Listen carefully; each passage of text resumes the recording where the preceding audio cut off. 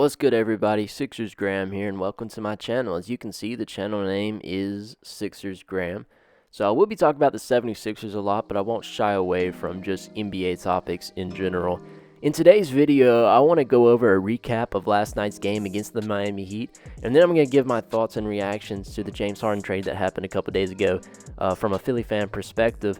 So yeah, this game last night was really well played by both teams. I mean, even though the Miami Heat were undermanned, they played with a lot of heart and a lot of fight, and you'd love to see that. But yeah, Joe Embiid only had 9 points in this game, and we still won by convincing amount. So that's pretty much all you need to know. We won 125-108. Joe Embiid only played 24 minutes, but Ben Simmons with his 30th career triple-double. You love to see that. 10 points, 12 assists, 10 rebounds. His ability to turn defense into offense in this game was really magnificent. Him and Tyrese Maxey both caught my eye in that sense. But Doc Rivers, props to him, because I can tell he brought an emphasis to that, and he really played to the strength, to the MO of Ben Simmons, and that's when we're at our best. When Ben Simmons is playing to his strengths, because we know what Joel Embiid will bring every night. He didn't have to bring it this night, but when the game's close and when we need to call on somebody to win the game, Joel Embiid is going to be there.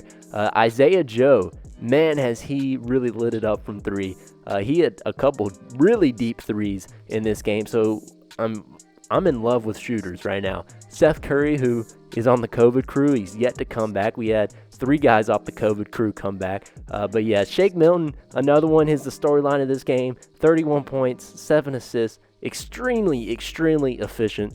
And that's what you want to see from a guy like Shake Milton. And I say this in part because I know he is capable of doing this. I know he's capable of anywhere from 12 to 16 points off the bench, and I'm a firm believer in Shake Milton for 6th Man of the Year. I've compared him to Lou Will for the better part of a year and a half now, and I saw Lou Will shout him out on Twitter, so that was fun to see that comparison coming to fruition. But yeah, this team overall played really well. Tyrese Maxey, like I said, 15 points in 26 minutes. 15 points from this rookie is really good. I mean, Tyrese Maxey, you really can't say enough good things about him and about Shake Milton as well. So I really like the way this squad is going, the direction we're heading, where we can put up performances like this and we can get old-fashioned load management for Joel Embiid. But for the Heat, on the other hand, the Heat, like I said, played with a lot of heart, and they didn't shy away from being undermanned, and they were ready to fight from the get-go. Kelly Olynyk had 12 points. He played 39 minutes. I mean, everybody on this team was playing so many minutes. Chris Silva, who had the least amount of minutes, played 21 minutes. So if that gives you any type of idea how undermanned this Heat roster was. And I really liked what I saw from Precious Achiuwa out there. On the high screens, he's very physical.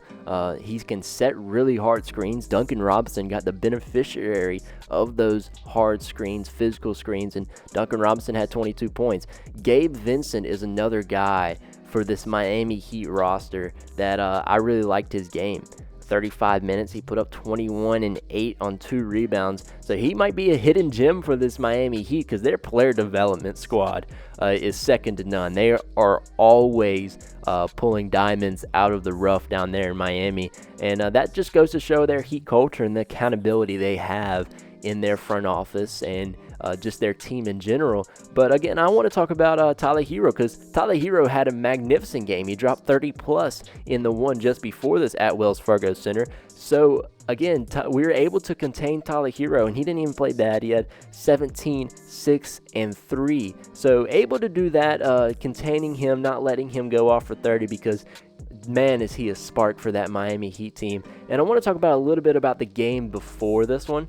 At Wells Fargo Center, we played the same team, the Miami Heat, and Tyler Hero and Gabe Vincent had no business taking Joel Embiid and Ben Simmons into overtime. So I'm glad this was a more of a statement game, because I was pretty frustrated after that game 3 nights ago, when they took us to overtime and should have beaten us.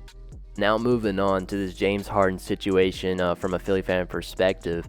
It was about Wednesday at 2 p.m. Eastern when the rumors were pouring in. And, I mean, there were a lot of them with several different players on this 76ers roster. And at that point, I was ready to move on from Ben Simmons. I'd already contemplated the entire situation, and I was ready to embrace James Harden to the city.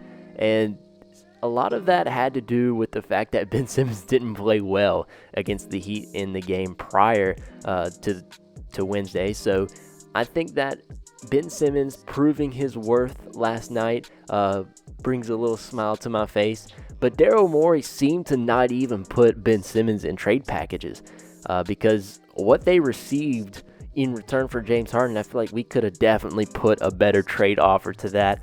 And I don't know if we're ever going to find a player like James Harden pretty much fall into our lap like he could have just the other day. But that's a lot of the frustration in Philly right now. It's just we're never going to have an opportunity to get a guy like James Harden because we know what James Harden on this roster can do. I mean, he's a shot-creating shooting guard that will work well with Joel Embiid. I mean, we saw what he did with Clint Capella. And just imagine what he can do with Joel Embiid playing at an MVP level. So we would have been championship contenders with that trade, but we decided not to. And I trust Daryl Morey. Daryl Morey makes the right decision 99% of the time. And I put trust in what Daryl Morey does for this organization. Yes, I would have loved to have James Harden on this team, but maybe it's a blessing in disguise. Who knows? Who knows? Maybe Zach LaVine or Bradley Beal come available. I don't think it'll happen, but it's possible, and maybe that's also, like I said, blessing in disguise. But I would love to have James Harden on this team. Unfortunately, it didn't happen, but I'm just ready for Ben Simmons to prove his worth. If Ben Simmons can really prove to us why he can be a cornerstone for a championship team, he needs to show it now, and he needs to show it soon. Because there's an argument about his offensive progression, but that's another video for another day. His defense is elite. We know that. But can he just be a defensive guard and be a number 2 on a championship team? And that's a question we're still asking of Ben Simmons. So I got to ask Ben Simmons to really step up his level because we were so close to having James Harden. And that's pretty much all I have to say about this situation. So if you like the content and you enjoyed it, make sure you leave a thumbs up, subscribe for more. I should be posting daily more 76ers content, more NBA content. If you have any video ideas you want me to do, leave them down in the comment section below. I'll be signing out. Peace.